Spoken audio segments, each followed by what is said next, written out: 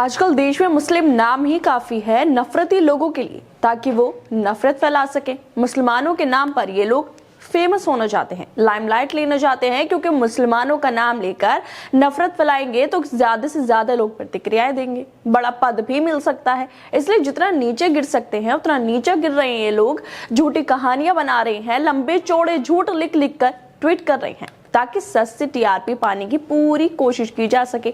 लेकिन इन नफरती लोगों की कहानियों का पर्दाफाश अब सोशल मीडिया पर सिक्योरिटी फोर्सेस की तरफ से किया जा रहा है, जिसके बाद मुसलमानों के नाम पर नफरत फैलाने वाले अपना अकाउंट ही डिलीट करके भाग रहे हैं। जब लोगों को इनकी सच्चाई का पता चल रहा है तो ये मुंह छिपाकर भाग रहे हैं, जिसको लेकर फैक्ट चेकर मोहम्मद जुबैर भी ट्वीट कर रहे हैं और नफरती लोगों को जो इनकी हकीकत है उसको सामने ला रहे हैं। जैसे तुषार मेहता, ये एक डॉक्टर है, लेकिन इनके अंदर मुसलमानों के लिए नफरत पूरी है। ये सोशल मीडिया पर मुसलमानों के खिलाफ नफरत फैला रही हैं और जब इनकी इस नफरती की जो सच्चाई है सबको पता चलने लगती है तो ये सिर्फ ट्वीट ही नहीं बल्कि अकाउंट ही डिलीट करके भाग जाते हैं।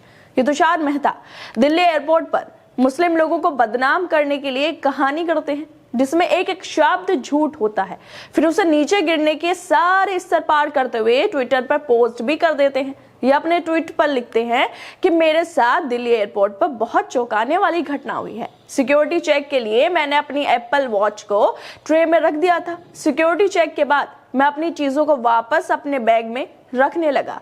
जब भी मैंने देखा कि मेरी घड़ी मिसिंग थी, मैंने साथ में खड़े सीआईएसएफ जवान से उस बारे में पूछा। उसने मुझसे कहा कि आप अपना बैग दोबारा चेक कर लो, लेकिन घड़ी नहीं मिली। लेकिन मैंने जब एक आदमी को जाते देखा जो पीछे मुड़ मुड़ कर देख रहा था, मैंने बिना सोचे समझे उस इंसान का पीछा करने लगा। मैंने देखा कि वो आदमी टाइटन वॉच के स्टोर पर खड़ा था। फिर मैंने फोर्सफुली उस आदमी को चेक करने लगा तो उसकी जेब में मुझे अपनी घड़ी महसूस हुई।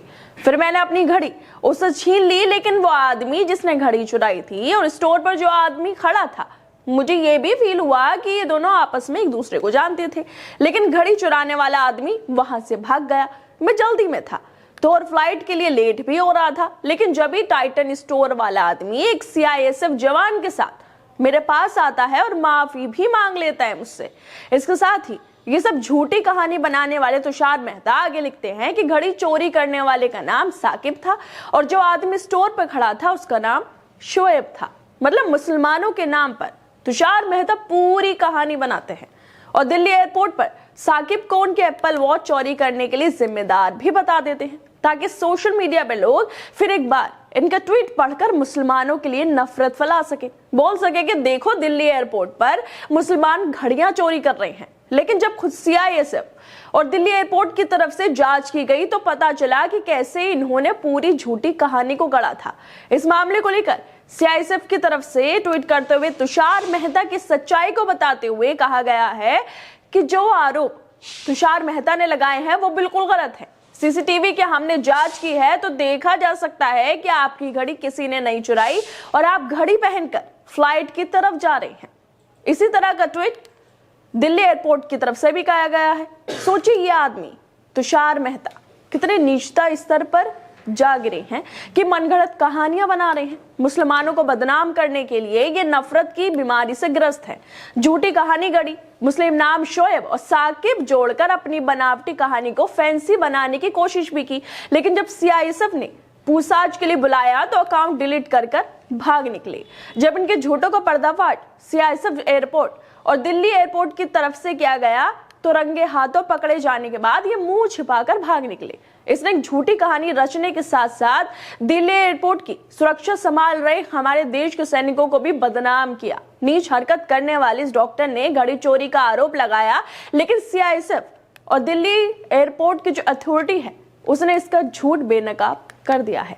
इस मामले को लेकर फैक्ट चेकर मोहम्मद जुबैर भी लिखते हैं कि डॉक्टर तुषार मेहता की एक्स पोस्ट वायरल हो गई, जिसमें दावा किया गया कि उनकी एप्पल वॉच दिल्ली हवाई अड्डे पर लगभग चोरी हो गई थी। कई न्यूज चैनलों ने उनके ट्वीट के आधार पर लेख भी लिखने शुरू कर दिए, लेकिन सीआईएसएफ और एयरपोर्ट अथॉरिटी जो है जब उन्होंने इसकी सच्चाई बताई तो ये ट्वीट डिलीट करके भाग निकले।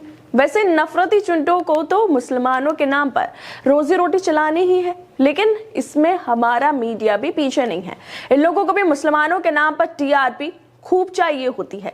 तुषार मेहता के ट्वीट के बाद ऋषि बांगरे, ये बीजेपी के भक्त जो खुद मुसलमानों के नाम पर नफरत फैलाने से पीछे नहीं रहते हैं, ये तुषार मेहता की मनगढ़ंत कहानी को रिट्वीट करते हुए लिखते हैं कि ये अपमानजनक और अस्वीकार्य है, इसकी गहन जांच होनी चाहिए। लेकिन जब तुषार मेहता की कहानी झूठी निकल गई और वो अकाउंट ही डिलीट करके भाग गया, तो ये एक बार नहीं बोल पा रहे कि सीआईएसएफ दिल्ली एयरपोर्ट अथॉरिटी को बदनाम करने के लिए, मुसलमानों के नाम पर झूठ फैलाने के लिए इस पर कार्रवाई होनी चाहिए।